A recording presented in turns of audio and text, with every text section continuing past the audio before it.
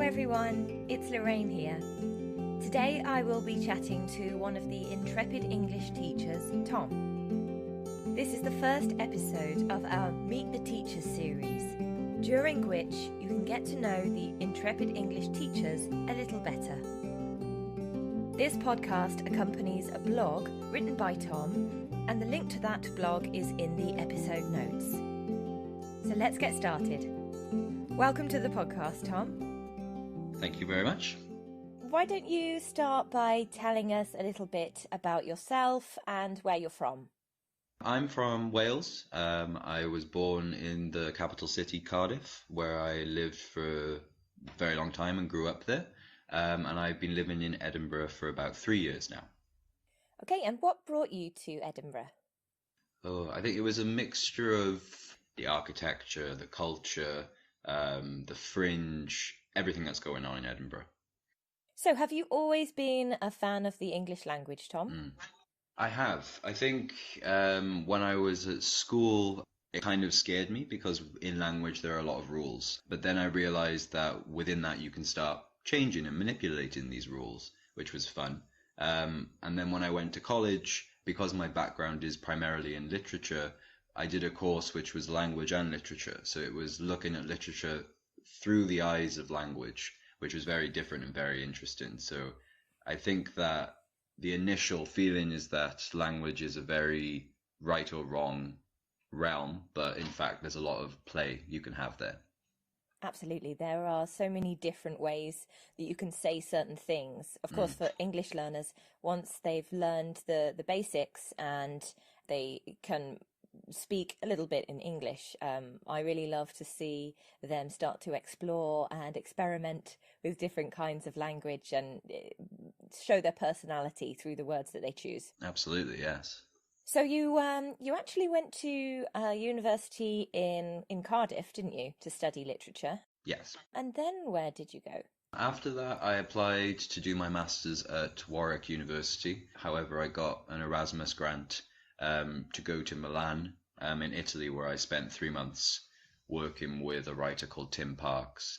And that was just a fantastic experience to be in Italy, to finish my master's there.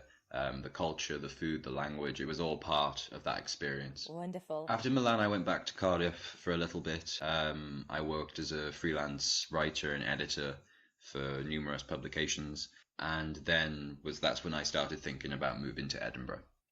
When did you get into teaching English?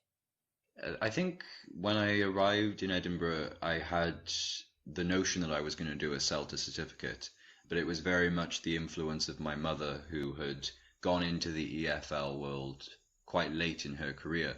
It brought her alive, and she was really excited by that world, so seeing that made me interested. So when I came to Edinburgh, it was about 2 months after that I applied and got in to do the CELTA course. Fantastic. Yeah, it is unlike any other job, right? Yeah, absolutely. It totally is. So are you a full-time teacher, or do you have any other interesting pursuits? Currently, I'm full-time teacher, but in addition to that, I also write poetry. I had a collection published last year. I send out stories and essays, and they're published in little magazines. So I'd say like 90% teaching and 10% writing. Okay, as a writer, I'm sure you're never too far away from the next story, right? Absolutely. And working with students as well, influences are everywhere. And literature as well, something I've read can be useful for a student. I remember months ago we were talking about Gothic books, which one of the teachers was asking recommendations for her student. So there's a lot of creativity within that.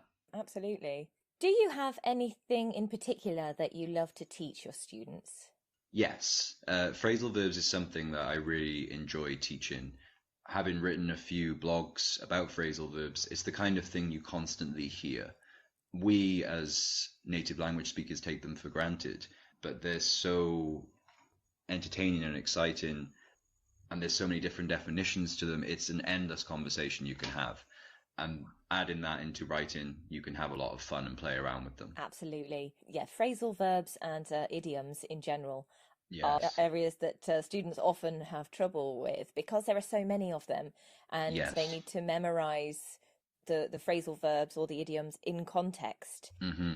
But when you can understand a native speaker when they're using this kind of language, and when you can use it correctly yourself, for a student, that is just such a moment of achievement and pride.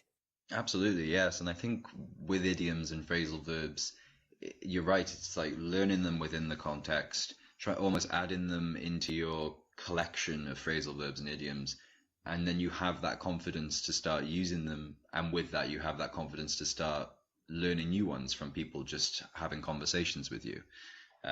Having that base knowledge where you're in a conversation, you're like, what does that mean? There's that confidence to ask and to understand. Absolutely. Right, Tom, anything else you want to tell the students? I just wanted to mention what I think is the hardest thing about learning a language, which is for me, having been taught Welsh at school, is all about pronunciation and spelling. If you can't pronounce something, you can't spell it. And those really two crucial things, especially with Welsh, which is a very complicated language. To overcome that is to have patience and know that learning a language isn't the kind of thing that you can do overnight. It takes time, it takes energy, and it takes commitment. I think that's why we try to make our lessons as fun and interesting as possible. I think all of the teachers at Intrepid English are really good at making the lessons unique, and allowing the students to enjoy themselves so that it's not so hard for them to find the time to learn English. They actually want to come to the lessons each week and see their teacher and get to see the progress happening over time. Absolutely, yeah, to make it more accessible. And I'd say the another part of Intrepid English being so wonderful is that we're a small team and we all know what our strengths are, and we all have different strengths, and together as a group, we're very diverse. So these students have a whole range of talents that we have that they can work with. Absolutely. Yeah, I really like that too. So you're the writer in residence, Right? Yeah, yeah. and Gemma's the radio DJ. You all bring different things to the table. Yeah, it's a real pleasure to work with all of you and learn something as well. It's not just the students that learn things. Absolutely. So thank you so much for being on the podcast today. Thank you for having me. I just wanted to say that I'm really excited to meet new students. As we just said, being a teacher is about learning as well, and we're learning every day. And I feel like I learn just as much from my students as they do from me. Well, we've got some great feedback from your students. So yeah, I think they're really excited to learn from you as well, Tom. Thank you.